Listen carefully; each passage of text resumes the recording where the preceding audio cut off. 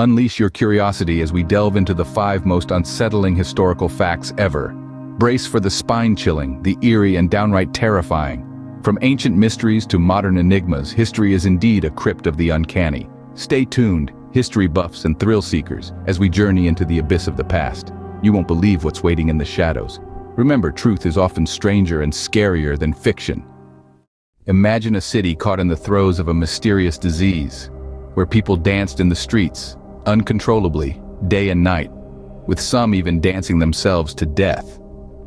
Welcome to the summer of 1518 in Strasbourg, a city in modern-day France. It was here that one of history's most bizarre and unexplained events occurred, the Dance of the Plague.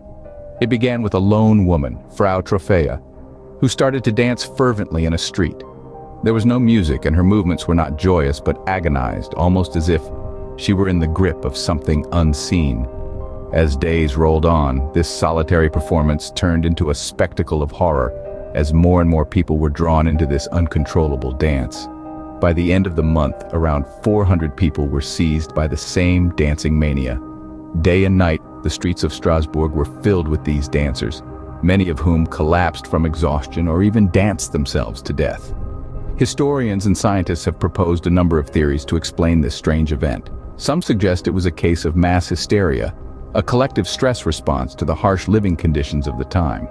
Others propose ergotism, a form of poisoning caused by a fungus that grows on rye and wheat, which can result in convulsions and hallucinations. The authorities, baffled and desperate, made attempts to end this dance of death. They even went so far as to hire musicians and clear guild halls for the dancers, believing that they would recover once they danced the mania out of their systems. But their efforts were in vain. It was only when the dancers were forcibly removed and isolated that the plague of dance finally came to an end. The Dance of the Plague, a grim spectacle that turned the streets of Strasbourg into a macabre dance floor. This chilling event serves as a stark reminder of the surreal and often terrifying narratives that history can weave, leaving us with more questions than answers. Picture New York City in 1874 filled with panic as residents prepared for an alien invasion. It was a time of relative peace and prosperity, but the tranquility was about to be shattered by a sensationalist article that would spark one of the most infamous hoaxes in history. A local newspaper, in a bid to boost sales, published a shocking headline: "Life discovered on the moon." The article described a fantastic world filled with strange, exotic creatures, and it didn't take long for the news to spread like wildfire. The city was thrown into turmoil. Fear and curiosity gripped the hearts of New Yorkers. The streets buzzed with whispers and shouts about the impending alien invasion. Men brandished their weapons, women clutched their children, and all eyes gazed at the moon with a mix of dread and fascination. The city was on edge, waiting for the arrival of these otherworldly beings. But as the days passed, no moon creatures descended upon the city. Doubts began to creep in, and the public started to question the veracity of the news. Eventually, the truth came to light. The newspaper, in a desperate attempt to keep the charade going, published a retraction, admitting the whole story was a fabrication, a hoax. The aftermath was a blend of relief, embarrassment, and outrage. Some laughed off the incident as a harmless prank, while others felt betrayed and manipulated. The newspaper faced a barrage of criticism. Yet despite the controversy, the Great Moon Hoax of 1874 had a profound impact. It sparked discussions about journalistic ethics and the power of the media, and it served as a stark reminder of the thin line between fact and fiction, reality and imagination. The city of New York eventually moved on, but the memory of the Great Moon Hoax lingered, becoming a part of the city's rich and colorful history, a testament to human curiosity, gullibility, and the power of a well-spun tale. A hoax that shook New York to its core, the Great Moon Hoax of 1874. In the early 1930s, a bloody war raged in South America, fueled by the desire to control the region's lucrative cocoa trade. In the vast expanse of the Chaco Boreal, a semi-arid region between Paraguay and Bolivia, a bitter conflict began to take shape. This was a territorial dispute, but not just any territorial dispute. No, this was a fight over one of the most precious commodities of the time: cocoa. Both Paraguay and Bolivia, being significant cocoa exporters, found themselves locked in a bitter struggle over the control of the Chaco region. This area, while inhospitable, was believed to be rich in cocoa and other resources, sparking the desire for control. The dispute, however, was not settled amicably at a negotiation table. Instead, it morphed into a full-blown war, a war that would come to be known as the Chocolate War. Now, wars are always devastating, but the Chocolate War was particularly horrendous. It was not just a war of soldiers, but a war that involved entire societies. The human cost was staggering. Thousands of men, women, and children lost their lives. Many more were displaced, their lives shattered. The economic cost was no less severe. The war drained the resources of both nations, diverting funds from social services and development projects to fuel the war machine. The cocoa industry, once a source of wealth and prosperity, became a symbol of devastation and despair.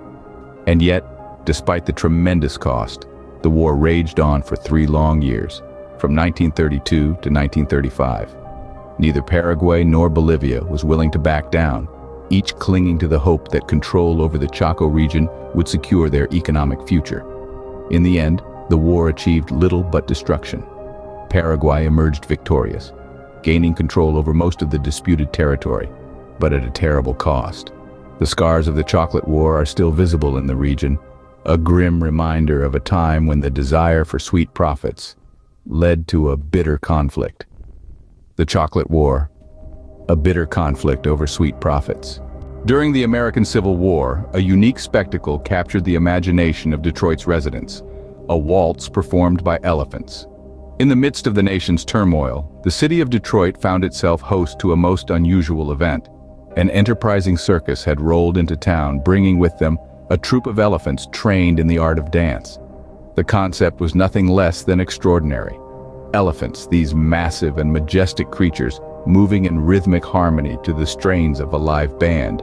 It was a sight that had never been seen before, and it quickly became the talk of the town. Everyone, from the youngest children to the most seasoned adults, flocked to see these elephants perform their waltz. The sight of these gentle giants swaying and stepping in time to the music was a spectacle that drew laughter, applause, and a sense of wonder from the audience.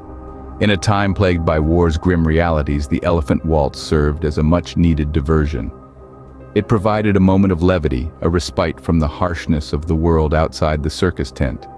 For a brief period, the war was forgotten, replaced by the enchanting vision of dancing elephants. This unique event left an indelible mark on Detroit's history. It was a testament to the power of creativity and the enduring human spirit, even in the midst of conflict and strife. The Elephant Waltz of Detroit, a moment of whimsy amid a time of war. In 1954, a British military plane made an unexpected landing on Lake Tanganyika, leading to a surprising turn of events. This is the story of an accident that turned into an adventure, a tale of serendipity that became a part of history. The military aircraft was on a routine mission when it veered off course and landed on the lake's unanticipated surface. What could have been a disaster took a charming turn when the local inhabitants of the surrounding Tanzanian region greeted the crew with open arms. Far from being an alarming incident, it became an opportunity for a cultural exchange. The locals, fascinated by the huge metallic bird that had descended upon their lake, extended their hospitality to the British crew. This warm welcome was not the only surprise that Lake Tanganyika had in store. The grounded plane, instead of being discarded as a lost cause, was repurposed into something extraordinary. The aircraft was swiftly transformed into a luxury boat.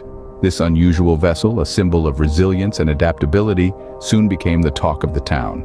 It drew visitors from far and wide, turning into one of the most popular tourist attractions in the region. So there you have it, the tale of an accidental landing that turned a potential disaster into a unique opportunity for cultural exchange and tourism. The Tanganyika incident of 1954, a twist of fate that turned a military mishap into a tourist attraction.